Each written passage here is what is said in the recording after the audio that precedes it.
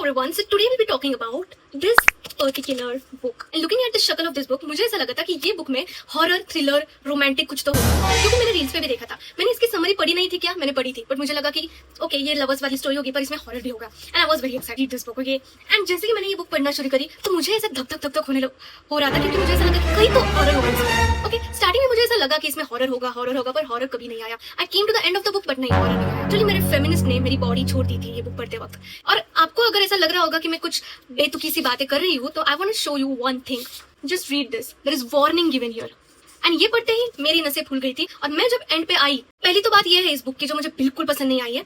I was in so like पहले तो मुझे ये बुक पसंद नहीं आ रही थी, but I was so addicted कि मैं फिर भी पढ़ी जा रही थी. And while I was at the end of this book, मैं ऐसी पढ़ रही हूँ कि I am so damn serious, I am just so deep into the book, and book end हो जाती है. And I am like what just happened, you know. So yeah this is the level of this book. अब मैं आपको बताती हूँ कि इस बुक के अंदर क्या क्या चीजें हैं.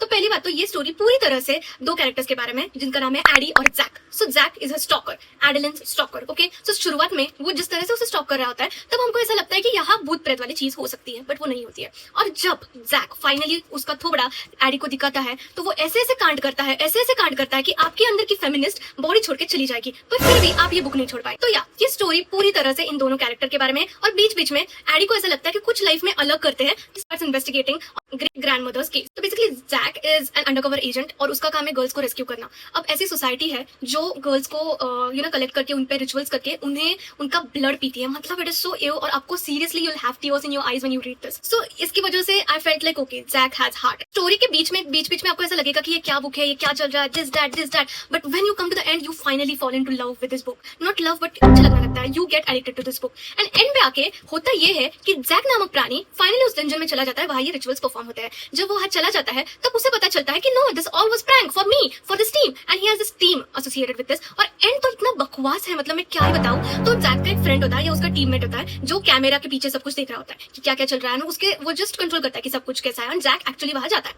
सो ये होता है कि जो जैक का फ्रेंड है वो वहां आ जाता है. एंड जैक इज शॉक, ये क्या हो गया, और वहां बॉम्ब ब्लास्ट भी हुआ होता है. Jack is like he is completely into worst condition, की हालत कतई खराब है.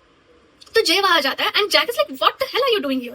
एंड वो कहता है कि are you okay, this and that. और तभी एक मैन आ जाता है और जैक के ऊपर बंदूक रख देता है. और तभी जय देखती हूँ एंड वहां स्टोरी खत्म हो जाती है. And the reader is like who the hell is you, just give me the hell, who the hell is you. But वो नहीं देते हैं. Back to Eddie. तो एडी की स्टोरी भी ऐसे ही खतरनाक नोट पे खत्म होती है. तो होता यूं है कि एडी जा रही होती है उसके बेस्ट फ्रेंड को मिलने के लिए, एंड तभी एक कार उसका पीछा कर रही होती है. एंड वो कार इतनी तेज से उसे टकराती है कि एडी की कार अपसाइड डाउन हो जाती है. किडनैपर आके उसे ट्रैक करता है. दैट्स इट, वहां पे स्टोरी एंड हो जाती है.